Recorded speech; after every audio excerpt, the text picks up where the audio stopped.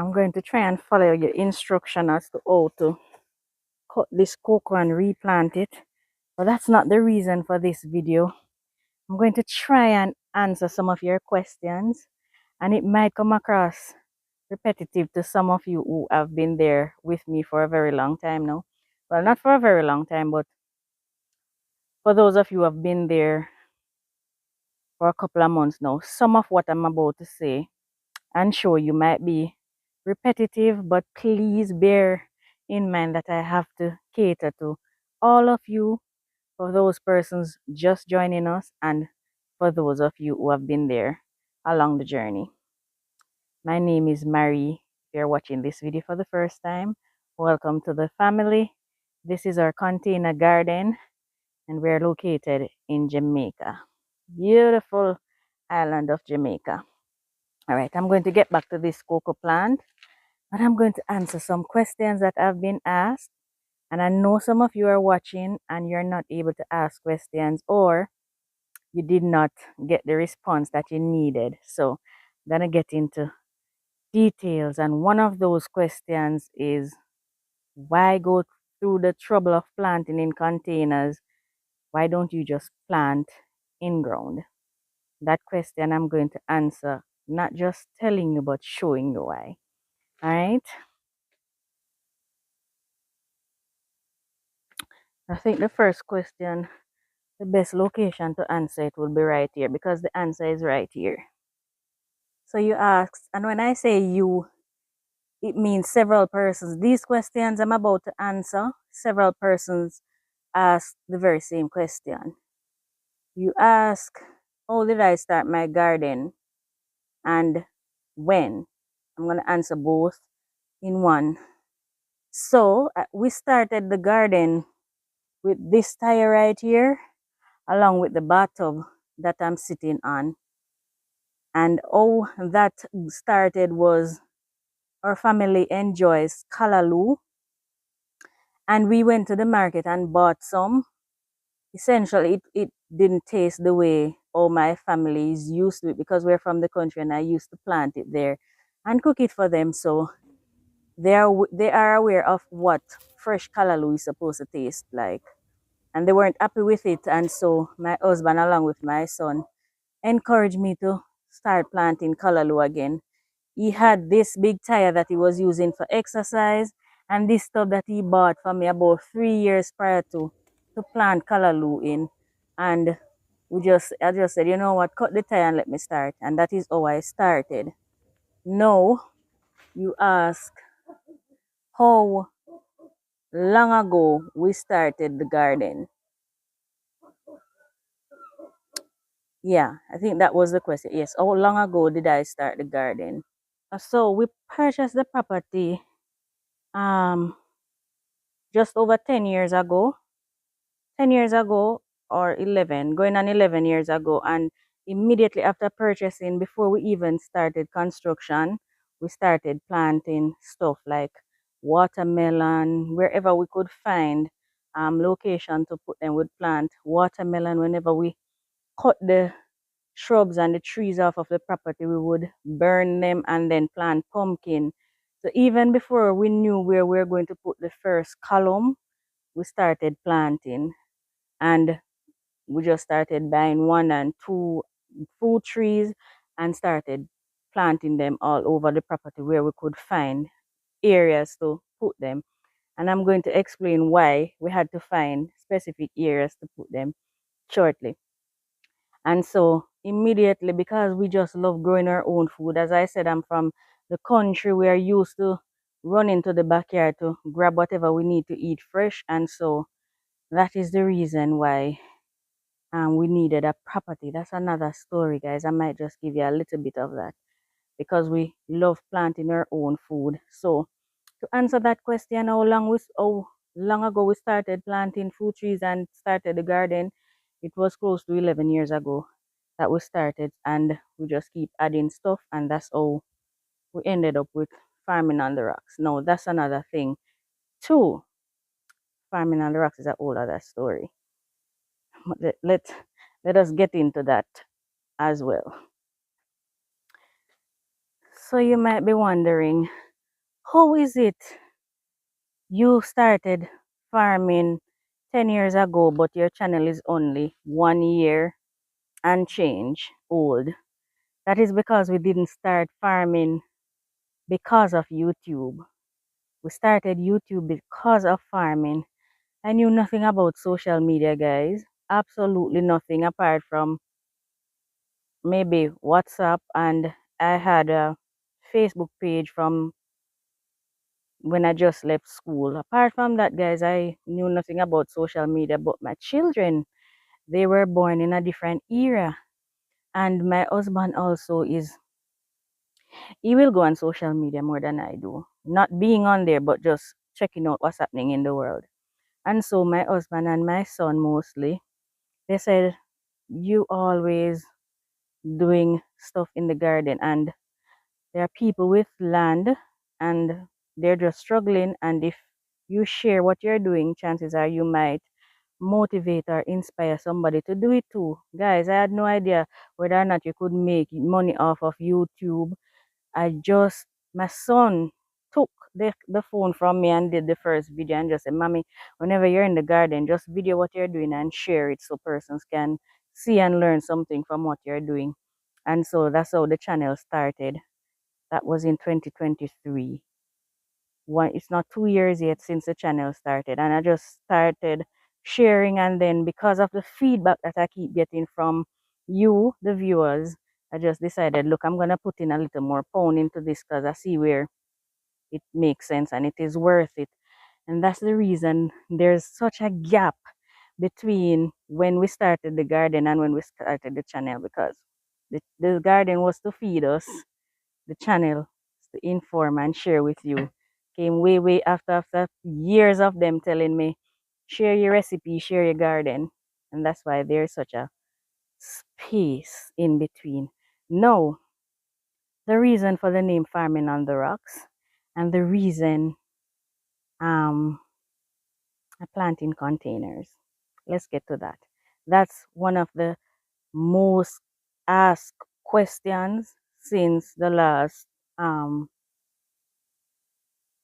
maybe month or so, both on the videos and on Instagram. So let me share that with you. Ah, guys, these are called banana leg tomatoes, and they're so beautiful. I can't wait for them to start um, turning color so we can see how beautiful they look. They're kind of stripy. They're pretty.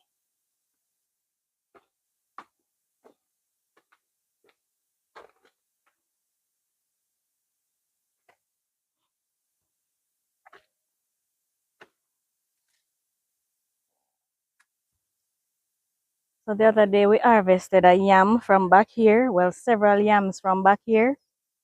And I believe 3 or 4 persons left comments, and I appreciate the comments, and it's one of the things that helped me to do future videos explaining and helping persons who really don't understand why I do what I do.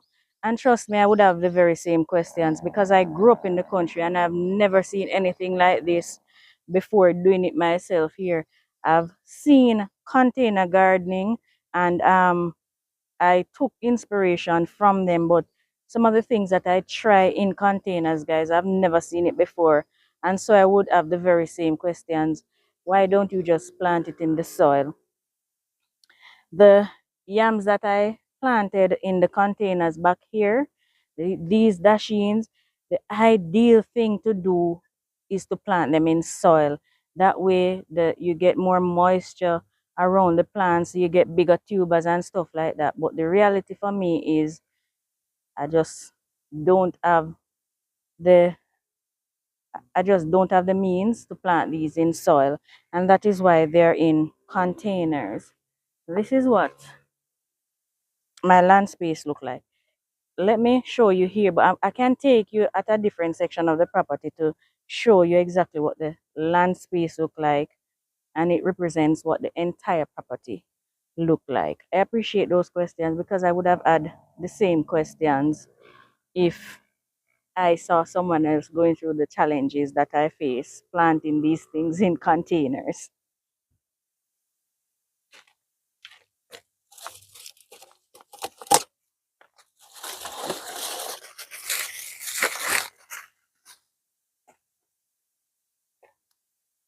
This is what my entire property looked like, guys. When we bought this property, the only thing that were on the property was shrubs and maybe one or two viney plants with there was absolutely no edible vegetation on the land. This is what it looked like. When they say the wise man builds his house upon the rock, we are literally living on the rock. And it was very easy for my husband to come up with the name Farming on the Rock because that's what we are doing. There is absolutely no soil. This is one section of the property. I'm going to take it to the other section to show you exactly what it looks like. Yeah.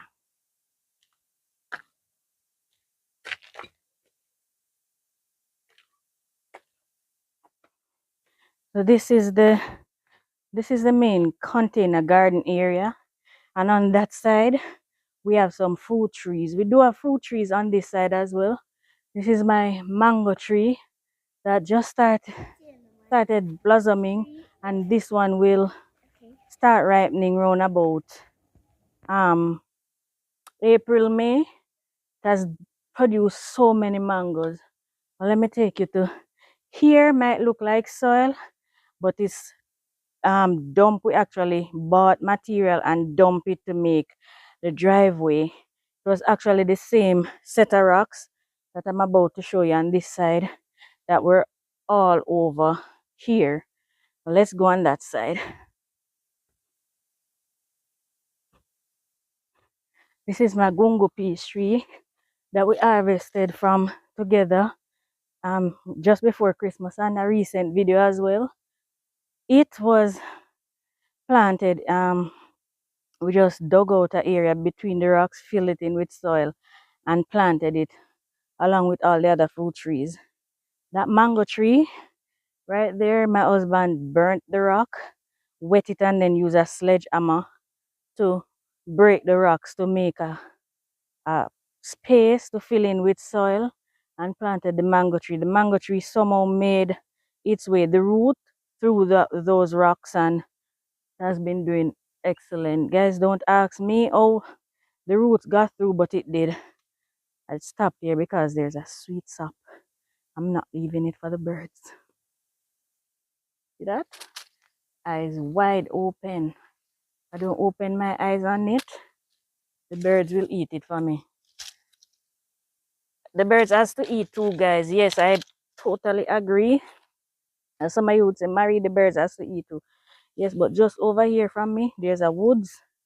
And in that woods, there are so many wild berries that Father God prepare and present on the table for the birds. And right now I'm looking at some. And they rather to come and eat this. And once this is done, they eat that. So if I pick my what's this? My sweets up, they shouldn't be too upset. Because I plant this for myself. Alright guys, let's go.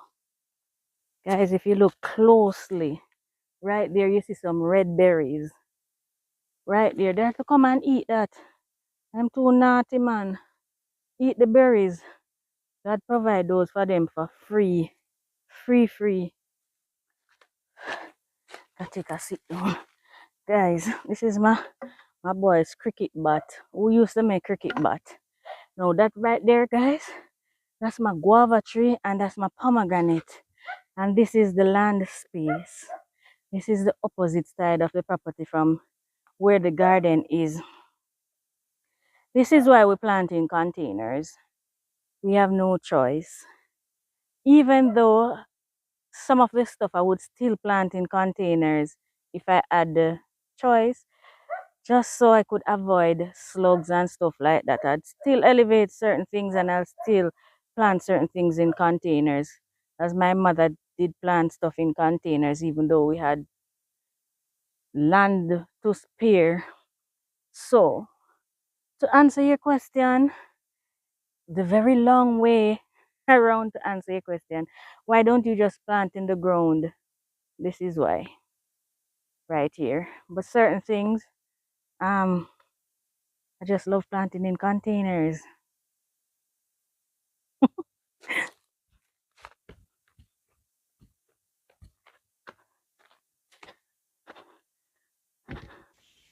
For example, these strawberries, guys. I would still plant these in containers. It looks neater and it's up off the ground from the pest, because even though I'm planting in containers, pests still give me a hard time. So I could just imagine if I was planting in the soil where things like slugs and so had access to them. I don't have slugs here. We struggle with the heat.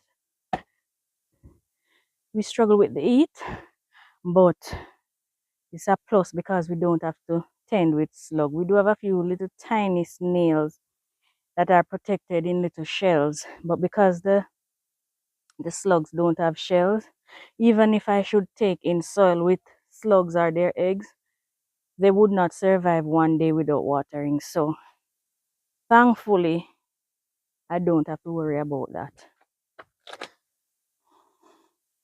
But things like whiteflies, guys, and the aphids, my word. Now, one of you ask, still answering questions, guys. What do I do regarding the whiteflies? Guys, I used to use ash, burnt ash from my coal stove, and it seemed to have worked for a period of time. And then it just seemed like the whiteflies got immune to the ash, and so it does not work anymore. I plant marigold, and I see where it has helped tremendously. So I recommend planting marigold. Marigold will attract both bad and good insects to your garden though. But I see wherever the marigolds are, I don't have the whiteflies. I don't know what to do to prevent aphids from attacking. These are aphids under the leaf of the pepper. What I do to get rid of them, guys, this is diatomaceous earth. If you're seeing some white stuff on there, it is not getting rid of the ants and it's not getting rid of the aphids. I'm seeing less whiteflies, so it seems as though it helped with the whiteflies. The most effective thing for me for the aphids is soapy water, and you have to do it repeatedly because the eggs keep hatching, and I don't know what bring the ants bring the aphids to the plant, yes, but I don't know what lays the eggs for the aphids. I've yet to research that, but as soon as I find out, I'll share it with you. Yes, I do. I hope that answered your question. If not, you can ask again in the comment what you need. Yeah, but it's horrible, these pests. Guys, you also asked, how do I get my cabbages to look this good? I used to plant cabbages that I source overseas, the seeds, and they did poorly. I'm not sure if it's climate specific seeds, why they didn't do as well, but these have done extremely well. These seeds I purchased locally. Some I purchased the reds and my husband purchased the greens for me. In a previous video, I did show the packet that the green came in. It's a brown packet. It has no label. It just says green cabbage. And one of you gracefully informed me that that seed is from Rada. And that seed was purchased at our feed shop on Orange Street, downtown Kingston. There's a shop that sells chicken feed. I don't remember the name of the shop, but it's on Orange Street and it sells Hypro feed. I think it sells um Nutramix as well. The signs is there. So if you're driving along that roadway, it's on your right going up. I think you can only go up Orange Street. That is where we purchased the green one. The red one is available at the Shoppers Fair supermarket. We bought it on the boulevard at that Shoppers Fair supermarket. So the seeds were purchased locally, and I'm assuming it's the seed that does best in our climate, because I've planted seeds from overseas and they don't do as well in the heat the way these does. If you'd like for me to do more videos like these answering your questions, you can let me know. Ask more questions in the comment section of this video, and I can't promise a question and answer video every week or every other day or so, but I'll definitely bear your questions in mind whenever I do another video like this. So please let me know in the comment, and if so, put your questions there and I will try and answer them as best as possible. One of you asked where I get rabbit manure. The manure is the reason why we got the rabbits in the first place, because it's very hard to get.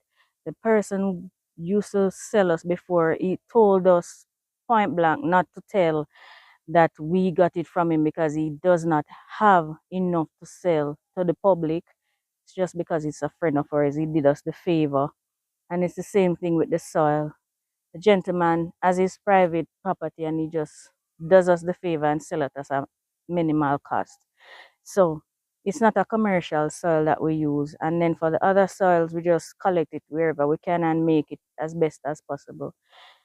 And so yes, to answer your main question of why don't you just plant in the soil? Why are you fighting the container? Just plant it in the soil. We don't have soil. We don't have any choice. I would much rather the easier way, trust me. But we have to grow food, and if this is the way it's gonna be done, it has to be done, and so we're doing it. All right, thank you for your questions. Thank you for your suggestions, your advice. Appreciate them. Thank you for watching this video. Please continue to like and share. Once you're watching, just press the thumbs up if it's something that you enjoy, and if it is something that is encouraging, inspiring to you, please share so others will be able to find the channel the same way you did.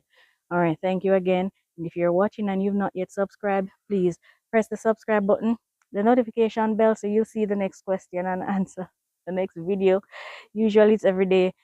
I am going to take a break soon, but you'll know. And if so, I might just post older videos so you're able to occupy your time until I come back. All right, guys, take care. See you in the next one.